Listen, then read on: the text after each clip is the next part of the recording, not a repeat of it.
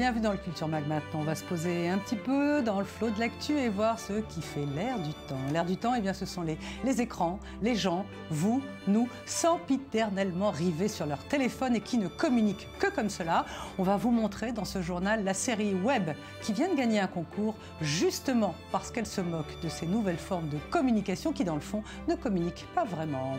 Au sommaire également, la folie Grateful Dead, moins emblématique que les Stones ou les Beatles, et pourtant, les Grateful Dead, groupe des années 70, font encore aujourd'hui l'objet d'un culte unique partout dans le monde, de New York à Tel Aviv, mystérieux mais très ardent culte. Et puis enfin, nous verrons comment le projet This Place est vu en Israël. Vous vous souvenez, 12 photographes internationaux engagés dans un projet colossal en Israël. Leurs travaux sont désormais visibles par les Israéliens au musée Tel Aviv. Nous sommes allés voir de près comment c'était apprécié.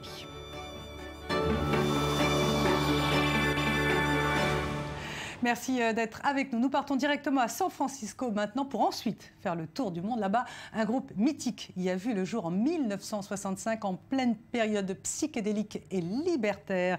Les Grateful Dead, un groupe qui n'aura duré que 30 ans. Pourtant, les fans continuent de suivre ce groupe. Il s'appelle les Deadheads. Ils font l'objet de réunions, de conventions. David Gombin est parti faire une petite cure hippie rock. Reportage. Qu'est-ce que Bill Clinton, Steve Jobs ou encore Keith Haring ont en commun? Tous sont des Deadheads. Les Deadheads, ce sont les fans du groupe américain Grateful Dead. Aujourd'hui encore aux États-Unis, le rock psychédélique rime avec Grateful Dead. 1965, nous sommes à San Francisco. C'est la grande époque des acid tests, ces séances où l'on expérimente le LSD. Au cours d'une de ces sessions, se forme un groupe de rock atypique. Mené par le charismatique Jerry Garcia, les Grateful Dead se caractériseront par leur longévité. 2314 concerts jusqu'à la mort du soliste en 1995. Si 50 ans plus tard, ce groupe de rock psychédélique est toujours en vogue, c'est certainement grâce aux Deadheads. Dès le début du groupe, ces bandes de joyeux hippies suivent leur groupe préféré sur les routes américaines. Des fans renommés pour leur fidélité. Dans l'air du temps, la liberté. Très tôt, le groupe permet et même encourage ses fans à enregistrer leurs performances. Un fan club est formé, une newsletter est régulièrement diffusée. Les enregistrements amateurs s'échangent entre Deadhead, ce qui fait des Dead le groupe le plus enregistré au monde. Des enregistrements que l'on retrouve aujourd'hui par dizaines de milliers sur Internet. De l'Égypte au Royaume-Uni, d'Istanbul à Tokyo, les Deadheads du monde entier se retrouvent sur le site officiel, y échangent souvenirs, posters et cassettes audio d'époque. En Israël aussi, les Deadheads se retrouvent pour écouter les chansons de leur groupe préféré, mais pas que. Voici Sagol 59. En Israël, c'est un rappeur établi et respecté. En plus d'aimer les beats et scratch hip-hop, c'était aussi un Deadhead. Amoureux de la parole écrite, pour son plaisir, il a traduit Frank Zappa ou encore Leonard Cohen. Cette année, avec le New-Yorkais Ami Yares, il sort The Promised Land.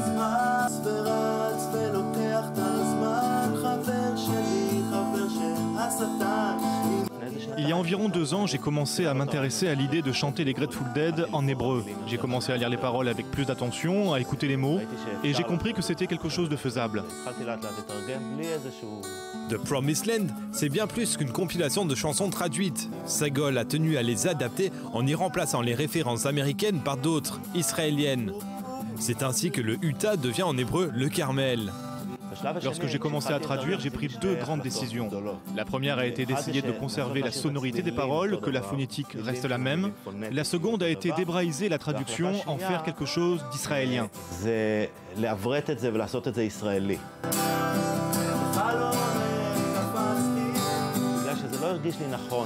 Chanter sur des endroits aux États-Unis comme si j'avais grandi, ça ne me semblait pas authentique.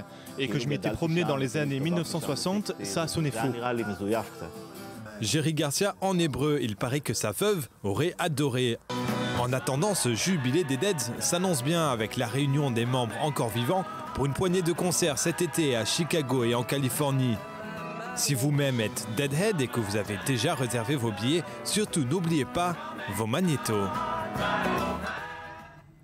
C'est incroyable. Vous tapez sur Internet et vous en aurez plein des idées de concerts hommage au Grateful Dead. On va rester dans l'époque de l'époque avec l'idée d'expo du jour. Yoko Ono, Madame John Lennon, qui pour la première fois fait son entrée perso au MoMA. C'est le highlight. Il est signé Sandy Fortis.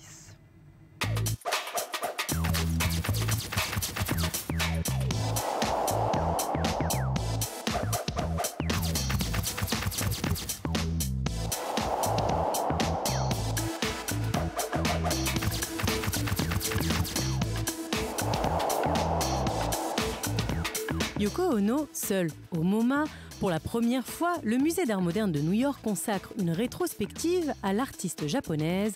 Connue surtout pour avoir été la compagne de John Lennon, le talent de Yoko Ono a trop longtemps été négligé. Aujourd'hui, il fait l'objet d'une grande exposition rassemblant ses travaux de 1960 à 1971. Tableaux, calligraphie, poèmes ou installations, autant d'œuvres dont nombreuses s'intéressent au ciel, à sa dimension métaphysique et à l'idée qu'il représente un lieu d'évasion. Déjà exposé au MoMA, c'est la première fois que Yoko Ono y propose une expo solo, une exposition qui, selon son conservateur, rassemble les contributions majeures de l'artiste avant-gardiste.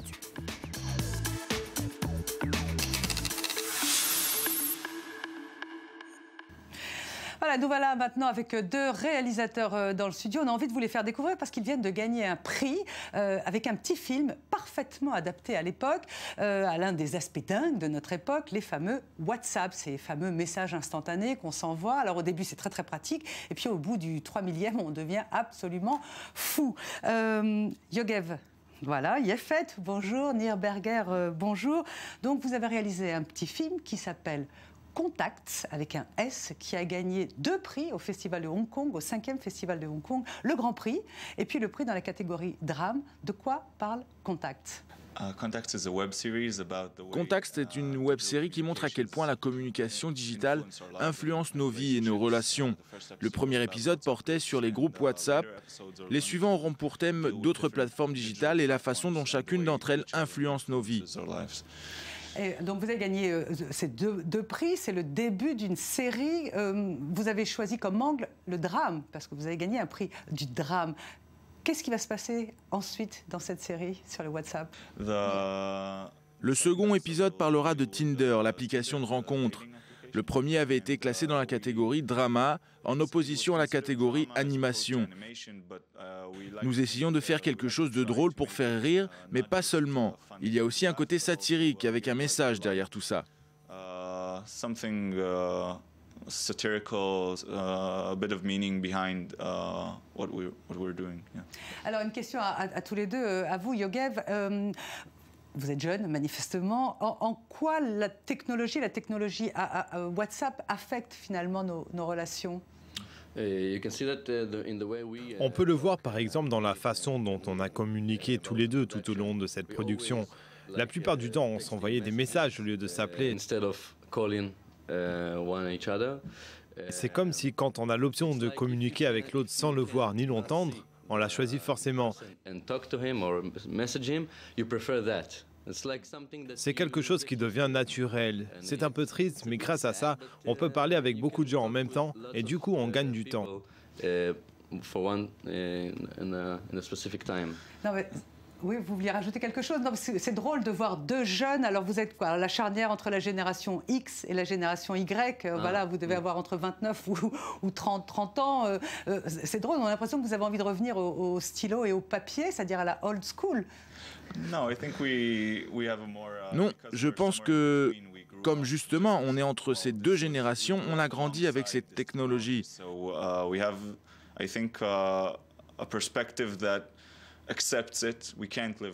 Donc d'un côté, on l'accepte et on ne peut pas vivre sans, mais d'un autre, on peut se permettre de le critiquer.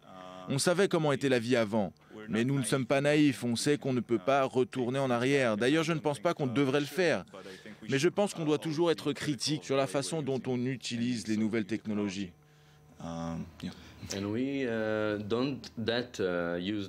Et puis on n'utilise pas ces applications à outrance, on arrive à le contrôler. Elles n'ont pas une si grande place dans nos vies, n'est-ce pas ? Oui, on ne les laisse pas prendre une trop grande place dans nos vies. Alors, on aura peut-être l'occasion de passer un court extrait de votre film Contact, mais avant cela, je voudrais vous poser cette question. Vous êtes donc tous les deux israéliens, vous avez gagné donc à Hong Kong, c'était en mars dernier, le Grand Prix et puis le prix de la catégorie drame. Vous avez rencontré des gens ultra connectés comme vous. Qu'est-ce qu'on vous a demandé là-bas? Qu'est-ce qu'ils connaissent de votre pays, d'Israël? C'était une expérience unique. Tout le monde était très gentil. Quand je disais que je venais d'Israël, il n'y avait pas de réaction particulière, ni positive ni négative.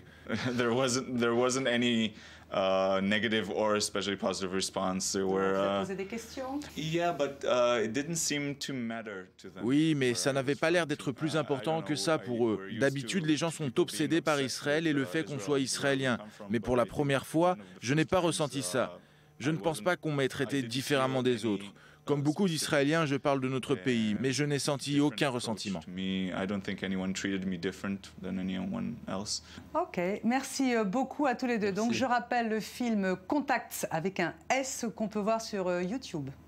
Et on en passera peut-être un extrait. Merci. Thank you. Merci. Thank you.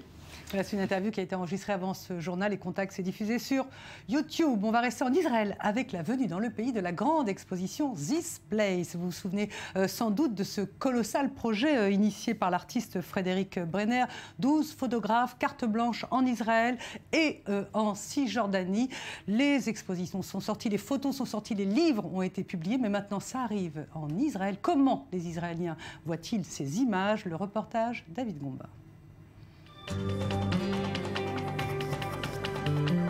Lorsque je suis arrivé en Israël et que j'ai vu le mur, j'ai ressenti une grande émotion. Et je me suis dit que si je devais faire quelque chose, je photographierais le mur.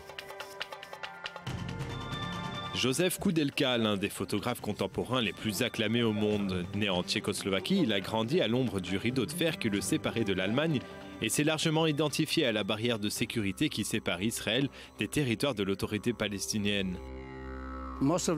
Toute ma vie, j'ai photographié des choses que j'aimais. Lorsque je suis venu ici, c'était difficile de prendre des photos car j'ai photographié des choses que je n'ai pas vues. This Place, 12 photographes de stature internationale se sont rendus en Terre Sainte pour porter leur objectif sur cette région du Moyen-Orient. Après une première étape pragoise, voilà que cette monumentale exposition investit les 6 messes du musée d'art de Tel Aviv. Une sorte de retour aux racines donc. Sauf que ce regard extérieur sur le pays risque de ne pas plaire à tout le monde. Et ça, les photographes en sont conscients. Je suis bien sûr plus tendu et je m'attends à avoir une plus forte critique. Que les faiblesses du projet, ses limites soient mises en évidence.